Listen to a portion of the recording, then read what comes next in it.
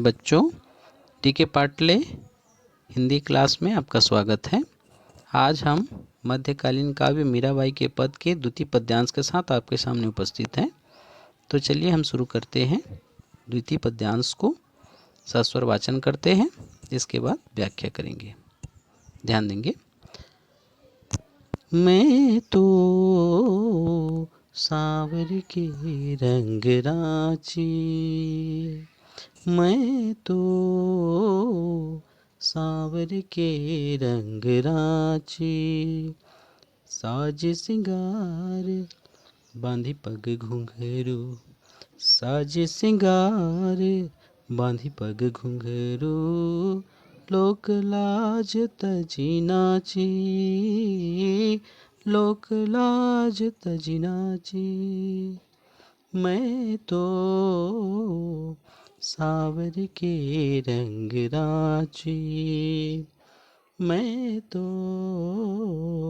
सांवर के रंग रांची।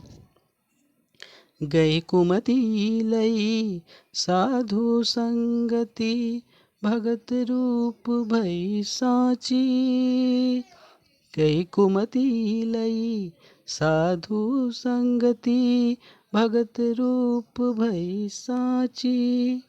गाई गाई हरि के गुण निस दिन, गाई गाई हरि के गुण निस दिन, काल ब्याल सू बाची।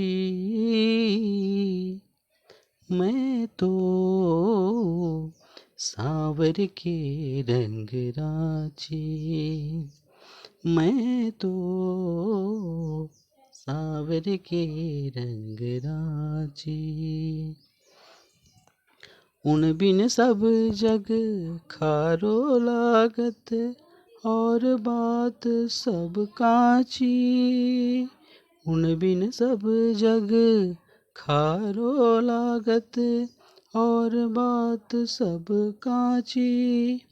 मीरा श्री गिरिधरन लाल सु, मीरा श्री गिरिधरन लाल सु, भगत रसीली जाची। मैं तो सांवर के रंग रांची, मैं तो सांवर के रंग रांची, साज सिंगार बांधी पग घुंघरू, साज सिंगार बांधी पग घुंघरू, लोक लाज तजी नाची, लोक लाज तजी नाची। मैं तो सांवर के रंग रांची, सांवर के रंग रांची, सांवर के रंग रांची। सस्वर वाचन के बाद व्याख्या देखेंगे। व्याख्या हम 4 बिंदु में करते हैं: संदर्भ, प्रसंग, व्याख्या और विशेष। संदर्भ देखेंगे। प्रस्तुत पद्यांश हमारी पाठ्य पुस्तक हिंदी विशिष्ट के इकाई 7 के पाठक मध्ययुगीन काव्य मीराबाई के पद से लिया गया है। इसकी कवित्री मीराबाई जी हैं। प्रसंग देखेंगे। प्रस्तुत पद्यांश में कवित्री ने श्री कृष्ण के भक्ति के प्रभाव का वर्णन किया है। व्याख्या देखेंगे। व्याख्या देखने से पहले हम कठिन शब्दों का अर्थ जानेंगे। सांवरे शब्द है, इसका अर्थ होता है सांवले रंग। रांची का मतलब होता है रंगना। साजी मतलब सजना। पग मतलब घुंघरू। लोकलाज मतलब लोक मर्यादा। तजी मतलब त्यागना, परित्याग करना। कुमति मतलब दुर्बुद्धि। संगति मतलब साथ। भगत भक्ति। साची मतलब सच्चा। निस का मतलब होता है नित्य। काल व्याल का मतलब होता है मृत्यु रूपी सर्प। पांची मतलब बचना। उण का मतलब है श्री कृष्ण से उनका उन। खारो का मतलब होता है फीका लगना। कांची मतलब कच्चा। मिथ्या। श्री गिरिधर मतलब होता है गिरि पर्वत को उठाने वाले श्री कृष्ण। भक्ति मतलब भक्ति।